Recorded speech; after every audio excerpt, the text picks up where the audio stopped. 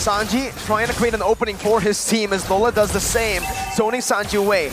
Gary is doing a lot right now, jumps in. That's going to be Sanford with the Black Dragon form. Carl Teasy with the Brave Spider, and that's Carl Teasy winning on the Red Tree battle. But the Petrify finds two members. Lola gets a stun, Man gets the rough waves down.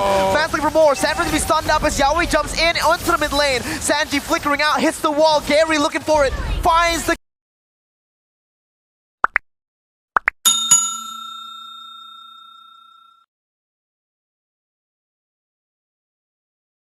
Now, back to the matter at hand, gentlemen.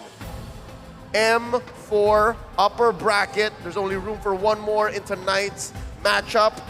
Who's taking it? Is it Echo? Is it Todak? Because Echo's just one game away. Echo, your thoughts?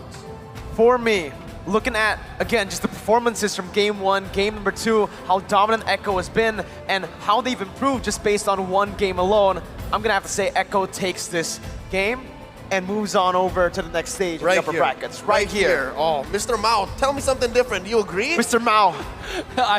I gotta say, Echo does look like they have the upper hand. Obviously, it's their match point, but Team HAQ, they have not lost yet. Every time there's a chance, there's always an epic comeback. And here with the last game, I think the biggest problem is because Meme was overloaded, right? The previous match, he only had one job, which is find an enemy jungler, and then always identify exactly where he's going and tell that to the team. But the game two, he was in mid lane, top lane, bottom lane. He was roaming everywhere instead of just helping Eudora clear the wave and maybe do the same thing as how he does Hilda, which is finding the enemy jungler and maybe retreat. So because that overload, the entire team was kind of feel a little bit disoriented, confused, and I think that's the reason why they lost that game. If they can come back to their playstyle in this game and really surprise Echo one more time, this might be an interesting series. So, I think I'll have to agree with you because in the draft alone, it felt like, yes, there were ways for them to snowball. Yeah. And again, we got to appreciate a deep cut when it presents itself, right? Balance, now they're analysts. Let Panda play the Moskov. There was some snowball potential. It just did not come to fruition. So maybe rework that, recalibrate it, and again, try to go for a full reset. I think these are just our personal opinions on how Team HAQ can come back. I agree, right? There are a lot of things that Team HAQ can do right now to actually improve and to adapt. There's a possibility of that happening. Obviously, the reverse sweep can definitely happen. Daddy Hood said it best. If they watch his stream, I guess they can do the reverse sweep, pull it off here. But looking at it now, we have to look at it realistically, right? After losing 2-0, and especially after bringing out your pocket strats like the Moskov, the Eudora, losing like that even faster. I don't know. It comes down to mentality right now, and I don't think Team HAQ is at the proper mental state to handle this aggressive Echo team that just keeps going, keeps annihilating you. But you see, reverse psychology one more time. Sometimes it's at those moments when okay, it's do or die, is when you really, okay, we gotta do this now, Last game, to be honest, Chao was able to help Eudora. We're talking about a snowball. If Chao was able to help Eudora clear wave and then rotate together, Eudora might have to bring more value to the table. And with that being said, it's going to come down to this, the draft. We're mere moments away from the coaches, the players making the final decisions to arm them, going into the Land of Dawn to fight for that upper bracket spot in the next round. There's a lot we have to consider. And now, here's a big change-up. This could be the road to recovery because it's now Team HAQ on the play. Echo answering back. There goes the Eve, the Kaja, and the Cho out of the game, as well the 1-1, the Glue, and the Kaja. I like it. I really like the approach that Team HAQ are going for now. After losing 2 games in a row on the red side, second pick, you need to make a change, and they did. Now, picking up the joy for themselves, you can actually see that Echo are the ones who respected the carry by banning it out, noticing and just knowing how much of a threat that pick is. There are 2 marksmen that counter Joy the most, Carry and 1-1. With those taken out, you have Panda taking out this Joy, it's not destroy the entire backline. So for Team Echo, they really have to decide what they're gonna go with. Glue is still available. I'm gonna pick that out and really be a monster. Valentina being that character. But if you pick so early, sometimes it might not be the best ultimate for you to copy.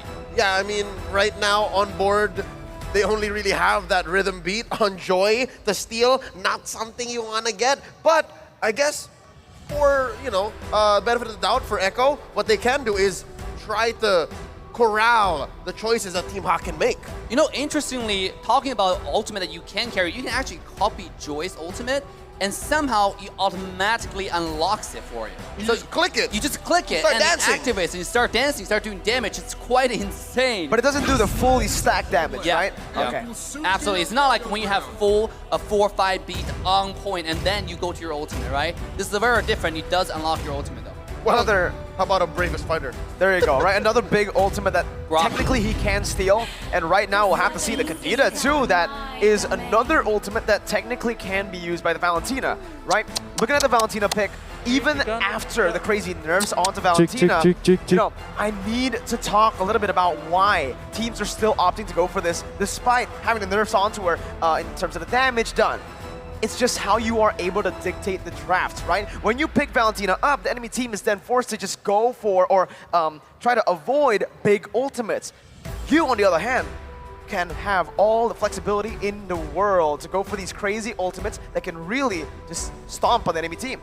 Where is the Grok pick right now? You know, we're seeing this, how much influence we have with Grok first 2 games. Is this going to be a Grok pick? I'm putting my eyes on the pick. Come, we have 2 more seconds. Oh, it's an Akai! Wow. That's a jungle Akai if I've ever seen one. You know, Akai can actually flex to be a support as well. I agree. The meta is all about flex picks, right? What's available. Even Valentina can jungle and Akai can support. So there, right. Yeah, there are so many different options you can play this game now. That's why the coaching system is so important in the meta. You're right. Game 1, Carl TZ brought out the jungle Grok, and who's to say that he hasn't picked up a page out of his grand finals rival Wise, you know? Maybe he will start rocking the jungle Valentina, but going into the second phase, there goes Echo taking away the potential for Panda to play the Harith. What's HAQ trying to lock out? It's so hard to read what HAQ might ban out because, again, Echo, they're flexing. They are. They are absolutely flexing right now. They haven't picked up a gold laner, yet they're going for the gold lane bans. They are really nailing it down now. Wan, Carry, Clint. I mean, wait, no. That's a Harith and then the Ling, right? I thought it was going to be Clint. The Clint ban coming in for Echo, but they need to leave a few heroes open for themselves too, right? And I guess that's what they're doing. They have the first pick in the second phase. By banning out the Harith, the Carry, and the Wan, it does give them another opportunity to really lock Panda down in the draft. Force him maybe to play another Moskov. Yeah, they could have. I mean, now if you look at the entire comp for Team Echo here, they're diving Moscow is going to be okay, but at the same time, it's a similar story to a carry, right? If you fail the first dive, Moscow can easily push your way, dash to a safer position, and just go to town with Inspire. So, I mean, this is definitely viable, but at the same time, there are also options that's available, kind of like, you know, you might run Kadita support and play a Faramis in the mid lane for the entire side of HAQ. That is a hero that is oddly absent, at least for today's matchups, right? Faramis, very mum. Echo on the swing back picks up all reliable despite having, Beatrix? I mean, it's safe to say a bad group stage performance, right? Abysmal win rate for Beatrix. And the Claude too. You know, we might see that happen. Claude and Beatrix. Looking at the composition that Team HAQ have drafted for themselves, the Claude can work. It has a lot of synergy just diving in together. But then you need to think about also, what are they going to go for the mid lane, right? Have we already seen the mid lane? Is it the Kadita or is it perhaps the Joy? Or is it the jungle pick? Now it comes down to just that, how Team HAQ are going to use these flexible picks in the Kadita and the Joy. Are they going to pick up an Atlas? Because they need an engage right here, right? I think Brody. Yeah, or yes, you know, another marksman like Brody would be really good because strong early game to really take away a lot of Bendy's early game power. And now here we go, the last 2 picks. They go for Claude, Claude and Hilda. Looking at this lineup, you can see that it's in their essence that they're trying to stop the whole Valentina dynamic, right? Like Blazing Duet, nah. Power of Wildness, nah, right? Bravest Fighter, Rhythm Beat, you feel bad if you stole those as a Valentina, but now in execution, will it be the same way? In practice, can they make the most of that? Echo has one more pick to go with. What else is missing? Because again, the whole flex thing, it's even getting me confused. At this point, just put the Akai in the jungle, right? Just pick up a solid roamer for yourself right now. No Grok, no Kufra, no Cho. There's a lot of crazy bans here already. Hey, Natalia's up for grabs and Yaoi wants to play it. And also, fun fact, Beatrix's total assists in career has reached 5,800 As a hero, as a hero. in pro play. Wow. 5,800. Is that the right number, 5,800? Yeah. All right, that's a lot of Matrix games. That is a lot of Patriots games. But Natalia as a pick definitely was not something that I expected coming out today from Neither. Team Echo. But it makes a lot of sense, right? Because, okay, if your Hilda's going to give our jungler a hard time, why don't I do the exact same? You know, by picking on Natalia and getting vision and just completely mess around in your jungle. Yeah, the only real nombo I'm seeing from Echo is they picked the Natalia into the Hilda, Yeah. who can play, in this case, woman-to-woman defense. Right? Power of wildness, right? Yeah. Obviously. You just check in where Yaoi could be. So it's now, again, reverse psychology. I know where you are. Are you going to do what I expect you to do? Because if not, then that's a huge cross-map game of tag. Well, let's see the execution of both of these drafts once again. Match point for Echo. Team HAQ, they need to pull out all the cards they have. Ladies and gentlemen, game number 3 of this best of 5. Wait, this is a lane swap? This is a lane swap. I see Claude on the top lane. And meanwhile, their EXP laner now is going to the goal lane for Team HAQ. This is the Malaysian swap we're talking about. TM! The Malaysia swap TM! And of course, not to say where Yaoi is, but look, he's looking for an early catch, and Min is doing just Min things. Back to regular programming. It's also Valentina in the jungle, not the Akai Sakai mid. We saw this Like I think, Drian. like Drian on Esports. They APLI. played this before. Akai mid, Valentina jungle. All right, why? Dave. I mean, right now it's all about getting level 4, right? Who gets a level 4 before the first hurdle is going to have the upper hand. And sometimes you can see a Chao-Selena combo, just make sure more people get level 4 at the first hurdle. Akai mid can do the exact same because he can push an enemy jungler away and give your team the upper hand on getting the first hurdle. Min may have walked into an alley he cannot get out of, or can he? Oh, of course he can. Of course he can, He man. did this in the group stage. It's the Malaysian Hilda, right? They get out of any situation. Not in game 1 though, right? Again though, if you look at it, Team HAQ, Echo, this composition, Man's gonna have a lot more of a good time here in the mid lane, just clearing out waves. And Man's gonna actually get that level 4 a bit faster. Meanwhile, Lola gonna be ganked by Benny and Yaoi. I personally don't like the lane swap here. It's not as effective as the previous lane swaps, specifically the ones we saw in the group stage, but more on that mid Akai. I like how this was both a... Oh, watch out. Oh, Loa's fine. It was more of a reparative move, if I'd say, a calibration, because look, there's not many ults that the Valentina can steal, right? So what you do with that heavy spin is you help confirm objectives. Uh-oh. Look how deep Gary is. Oh, Sanford. Gary needs to be very, very careful. The Petrify finds him, but Gary is going to be able to actually sidestep out of that one. Once again, jumping out. Heavy spin popped in. 2 ultimate, 3. Count call TZ. And now, it's time for Team HAQ to use this resource advantage, but Yaoi's dealing so much damage onto Gary right now. Panda picks up the gold buff. Yaoi's going to be caught. Panda dealing out just a bit of damage, revealing them with a battle mirror image, and Echo are forced to back away. Panda still just trying to clear the wave. I mean, this is the even trade on skills, but look at Team HAQ pressuring Panda's lane, making sure he gets so much farming. Here comes the dive. They're going onto Yaoi, and it's a good targeting move by Team HAQ. First blood over to Team HAQ as Min is going to be targeted by Sanji, who rotates in, but he doesn't have the heavy spin to really punish the other members of Team HAQ. I just gotta say this early on, right? 3 minutes in, the absence of Benny Cutie and of course Carl Teasy calling the shot. Well, maybe because we also haven't seen the full potential of Yaoi. Is Echo lacking damage here? I mean, it seems like it on the other side because Joy, really hard to kill. Kadita, really hard to catch. Hilda, how do you kill Hilda? Flee by mid. It's impossible, right? I mean, yes, you're lacking damage. It's not really you're lacking damage. It's the other side are just way too tanky for you to do anything about that. Here we go. Oh. 4-man gank, 3 ultimates! Oh. Holy moly! It's a 4-min gank. Yeah, it's a 4-min gank. Okay, I see what you did there, and I also see what Sanford's trying to do here with the Black Dragon form. He gets the Petrified down, man. He's gonna be able to pop that rough waves, gets all the HP back as Scary jumps back and forth. Looking for the Retribution as Sanford joins in with a Furious Dive. Lola gonna be able to find a kill onto Carl TZ. Sanford falling 2. Team HAQ finds 2 on the board with the turtle as well. Lola flickering out. Yaoi baited in. Gary looking for the kill. Yaoi gonna be taken down. Double kill for the man, Gary. That's a non-starter. Echo walked into a fight that they could have sworn they could win, But THQ said, Team HAQ says, no, we'll take your lunch money and we'll ask for it again tomorrow. They want so much on the map and they're not done.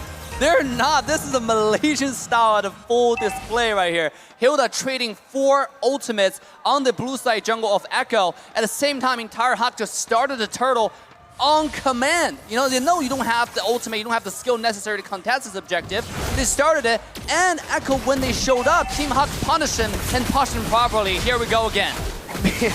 Oh my god, 2 times now. There's so many ults used just to get him out of the way. He's such a nuisance in this game.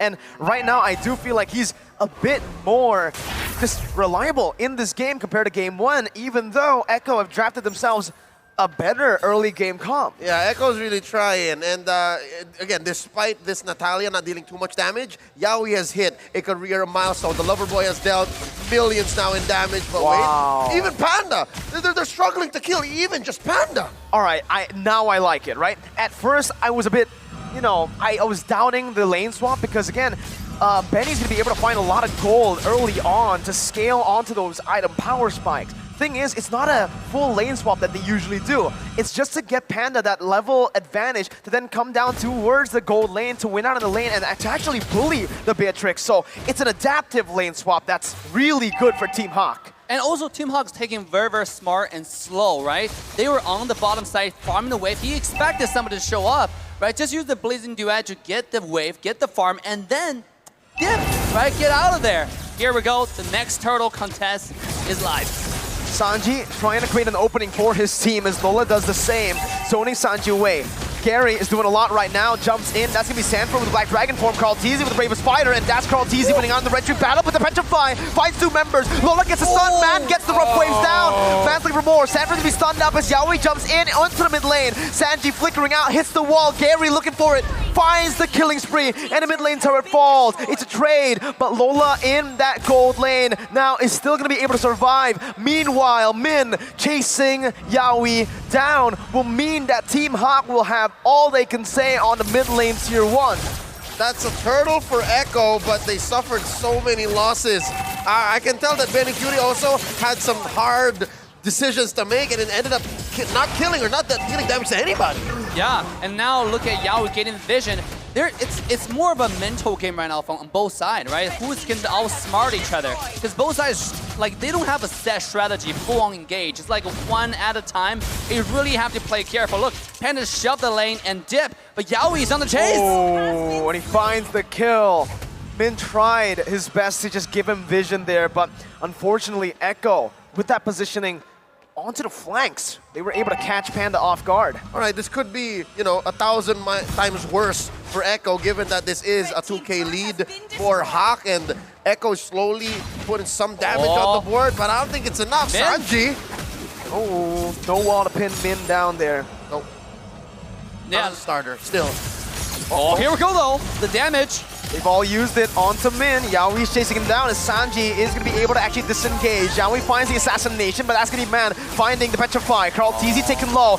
Lola jumping with the Bravest Fighter, and that's going to be Man actually baited in. Benny finds the kill with the Wesker, a weapon we haven't seen in a long time. Lola getting knocked up. That's the damage coming through. Benny with the Renner is absolutely massive as that's going to be Panda terrified. Gary jumping into the back line right now. He's almost finding the kill. Benny swaps back into Wesker. Yaoi jumping with the silence on that Natalia. Not dealing enough damage to take Panda down. Team HAQ, last game, they were rushing it a little bit, and this game, they're doing the exact same thing.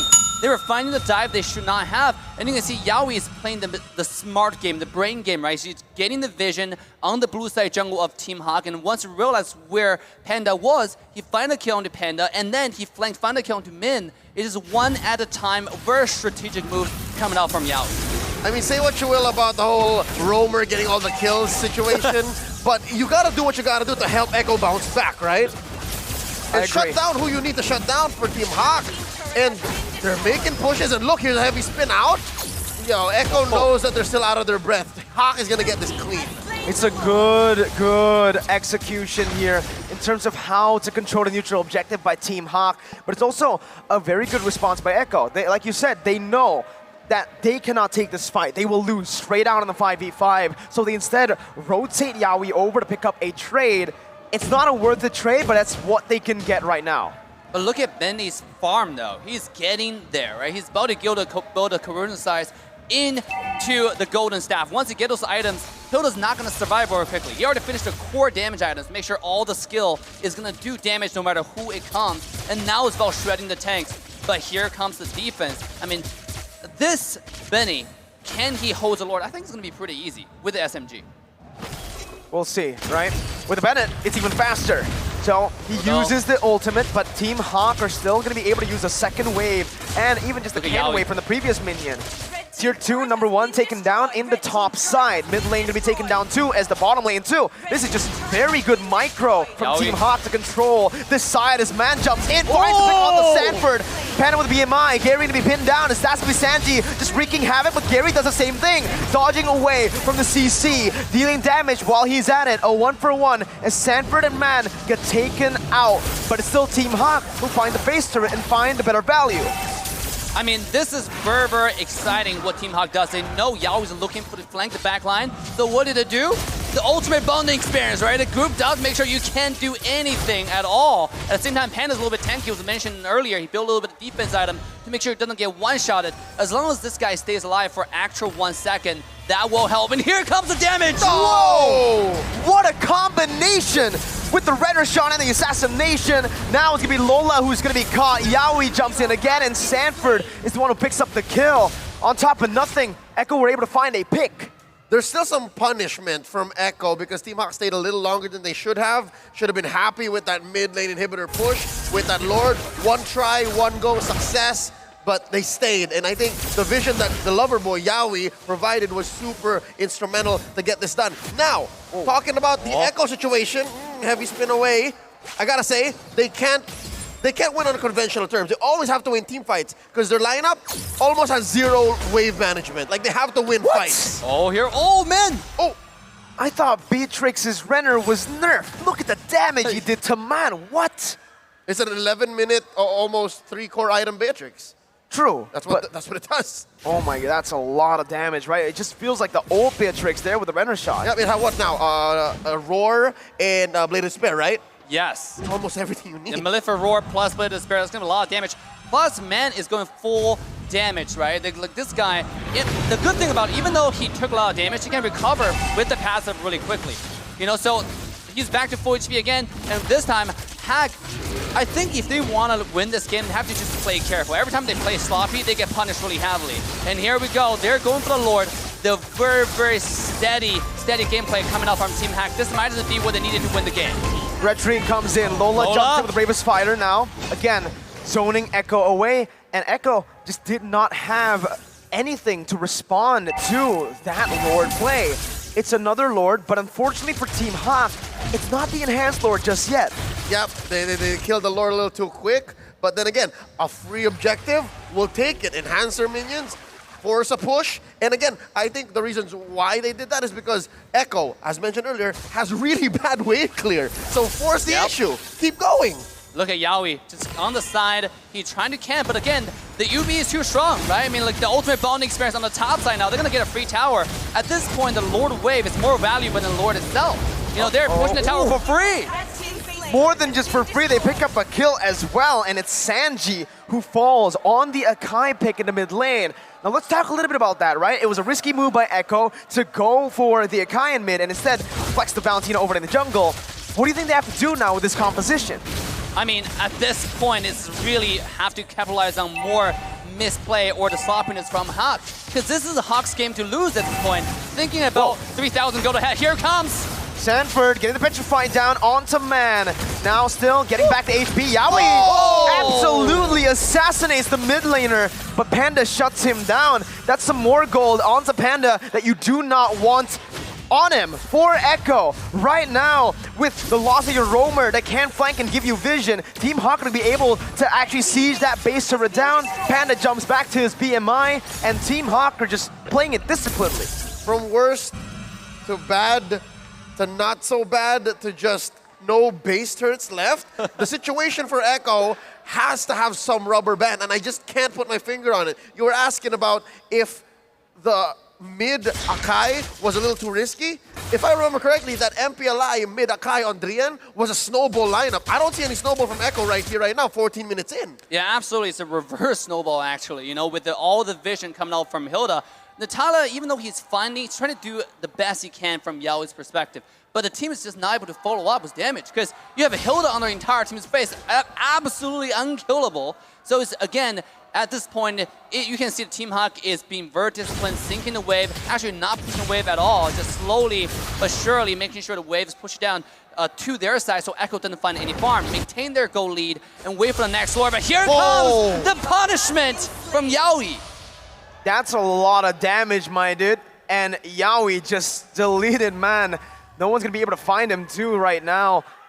Wow. That's the lover boy for you. That's the lover boy. And it's going to hit critical mass, exactly what this Natalia can do at this point in the game, approaching 15 minutes. Absolutely. It's at this point, Echo's win condition is either HAQ's mistake or Yaoi finding the flank. And speaking of flank, here it comes again. Uh-oh, man, popping a sprint, gonna be actually pinned down, but the damage isn't enough just yet. Joy. Gary leaving to collapse, Benny flickering forward, finding the kill, but using his resource. Now, it's an all-out fight from everywhere. Benny's still in the bush, dealing a lot of damage. Gary gonna be melted down, but in the back line, look at Carl Teasy, who's gonna be taken down. Panda with the mid-nature, and the blazing duet outplays Sanford. Picking up a nice kill for Gary. Yaoi gets the minion, the creep, and that is a mistake you do not want to see because Team HAQ run wild on Echo. Sanji losing immortality. Lola and Gary dealing damage enough to pick up the unstoppable. The minion waves are still coming down. Can Team HAQ end? It's just Benny. It's just Benny. It's about 10, 12 seconds before anyone else from Echo comes back. Could this be the beginning of a reverse sweep? Benny once again trying to stun, but it is going to be Mon who deletes him off. Team HAQ, they were pushed to the edge, but they have come back. It's 2-1. Team HAQ have done it. Yibombe, Team HAQ back on the board. 2-1. It's not over yet. It's not over yet. One crucial mistake from one little auto attack can change the fate of the entire game, my guys. That was insane. How he how he just jumped into the bush, and then it's one auto attack on the minute because it disappeared. You know, Claude disappeared, he can't auto attack anymore, and that lost the game for Echo. I mean, say what you will about that very moment, right? Yeah. Which might as well could have turned it around for Echo, but the writing was on the wall. Echo was just holding on for dear life. But what? Yes. Imagine like the whole Lion King situation, right? Oh, man. With what was Simba's dad's name? Mufasa. Mufasa hanging on by his paw, right? He was holding on for like 2 or 3 fingers.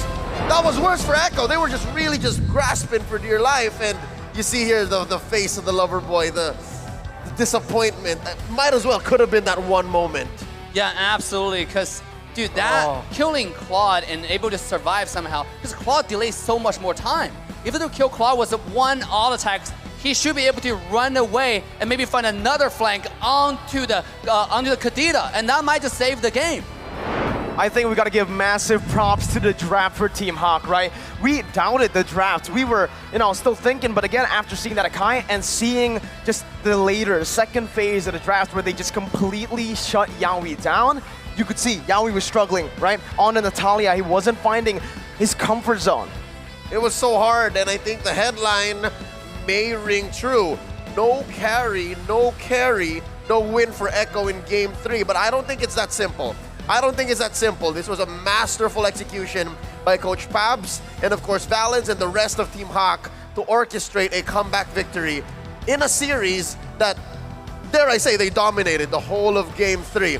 It's a tough situation for Echo here. They have to really, really get back into their game, especially with that small little fumble by Yaoi. On behalf of Mirko and Dave, my name is Leo. We're throwing it back to our analysts. Trex, tell us what's going on. I want to see what Gideon does, Wolf. All right, ladies and gentlemen. I mean, Team HAQ on the brink of destruction takes us in to a Game 4, and the Malaysian fans are going wild right now. Definitely very, very exciting. But not only are the fans going wild, Gideon. I'm Kidding. feeling great right now, but it doesn't mean that, we've won the series just yet. It is a best of 5 for a reason. This is just one step in many to turn this around against a top tier team like Echo, because Yaoi's performance was still outstanding despite the domination that was going through. One of the pitfalls of Echo is that sometimes they are great when it comes to their drafting. They're very flexible with it, and sometimes they overthink it. And this is a classic case of an overthought, if that word exists. An overthought coming out from Echo, because this time they put Sanji in a hero where he is not that confident with, is not masterful with. It doesn't feel like we saw a Sanji game, despite him being a very mechanical skilled young player. You would want to see him from with a Farsa, Kagura, or any mage that can make a difference. This time, with the Akai, he missed a lot of shots. I mean, you can't really blame that he missed a lot of shots. There's a lot of ways for a lot of the members of Team HAQ to actually get out of that, Right. pincer movement, that CC overall. Their entire comp is designed to harass your opponents, look to scale into the later stages, and get as many ultimates out of Echo and force those resources at the end of the day. And once they are dried out, it's just raw power. I feel like game 3 right here, in a sense, similar to game 1, a lot closer, right? Looking at the gold, looking at the kills, everything around the map, it felt like, yes, Echo could have had the chance, with Yaoi, could have had the chance to maybe have some big play potential, maybe turn that game back into the hands, but this time, there was no backdoor. Team HAQ able to seal the deal here now. Tell us about what we're seeing, Wolf. Yeah, I think that there is a significant contribution that came out of both Lapu Lapu as well as the Claude. That is Nola and Panda. What I'm mostly surprised about is that there was only one time where Echo was able to find Panda utilizing this Natalia. And honestly, that's a big factor already for Team HAQ. Knowing that you don't die as much to Yaoi means that Yaoi will not be able to hit the critical mass, as well as the fact that he's not able to amass dire hit charges. So if you don't snowball as Natalia, you don't have a great game. And even when we saw in the late game where he's able to find some crucial pickups, it didn't matter because the only heroes that he's able to kill was the Kadita, in fact. Once for the Claude, but most of the times it's the Kadita, which is not a big factor for Team HAQ if they do lose that hero. Well, actually, I have a differing opinion. I actually disagree with that. I do think there was a micro adjustment done by Echo to try and look. That's yes, true. That's you true. can't get the Claude, of course, but Kadita actually making quite the significant difference in a lot of these moment-to-moment plays. Yeah. Especially if you're looking at someone like Gary who needs his ult to pop off to get out of there. Totally agree with that. Now, speaking of Gary here, 5-0-4, and though the Claude was amazing, I gotta say, the times when Yaoi did catch him, did take him out, Gary was there to pick up the pieces in the end of that match. Just did a wonderful job. Yeah, very impressive job coming out from Gary, choosing to go for a very aggressive play, as well as aggressive play in the early stages, but he kind of focused on securing the objectives come the mid-game and the latter portions of the game. Like his turtle control, we saw that it was very difficult for the side of Echo to actually position themselves into those objectives, and this is not even a surprise. Look at his emphasis on the turtle pit, as well as the Lord pit. For sure. And I think more importantly so is the fact that they're consistently invading the enemy jungle. True, making sure that they're taking their lane advantage. And like Assassin Dave mentioned prior to this, hey, they are just greeding out here. They've already got what they can. They want to press the salt into the wound even more and squeeze out as much as they can get. But can they continue to do that, right? And as you said, I mean, this is all within the first 5 minutes. He is all over them right now. He is in their jungle, in their face, and this is, I think, what we want to see from Team HAQ. This is how a lot of the, maybe lower tier teams have been aggressing on to some of these so-called stronger tier teams. Yeah, but if you're looking at Team HAQ in this particular game, they understood the assignment. They know that it's difficult for Echo to execute their lineup if they miss one of their ultimates. For example, if you don't land the heavy spin, it's very difficult now to find a bigger target. And if you do out-sustain the Yu Zhong ultimate, you're now in a much better spot. You can see the Joy as well as the Lapu Lapu. They have so much damage potential from them. And then if you add the Claude into the mix, all of a sudden you have constant sources of damage. Whereas for Echo, if you don't find the jump with the Heavy Spade or if you don't find the jump with the Natalia, you really have nothing when it comes to teamfight damage. Yeah, it's just so ultimate reliant. You can't really do too much about that. It's just the shape of the composition, unfortunately. I mean, we had Min, right, on this Hilda, who's constantly harassing. You add the Joy on top of that, who is another it's annoying. It's almost like a mosquito, but eventually the mosquito kills you. You think it's not a problem, it's dancing around you, but eventually it gets you, and it's just Team HAQ just seems to continue to harass and bother them, bait out some of them ultimates, try to get them out. In the end game, they were able to get them out of that mid inhibitor and bait them into their own death, right? So Team HAQ, which is a wonderful game there. I think that Yaoi tried to replicate what the Hilda did, but he wasn't able to do so, unfortunately. Well, with that being said, we're going to be throwing over to the caster's desk once again. Boys, please take it away. Trex, Gideon, Wolf, it's an honor.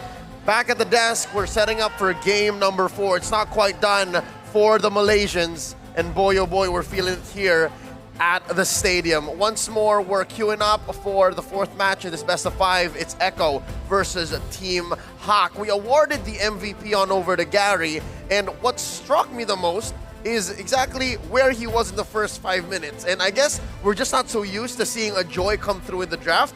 That's why when we see a jungler move around that quickly, that swiftly, affecting so much of the early game for their team, it surprises me still. It's insane, right? The amount of mobility they have, and like you actually mentioned, Dave, right? The carry and the Wan, both those heroes were banned out by Echo, so Echo just set the Joy up perfectly. Team HAQ also set the Joy pickup very well by banning out the Chill and leaving that open, right?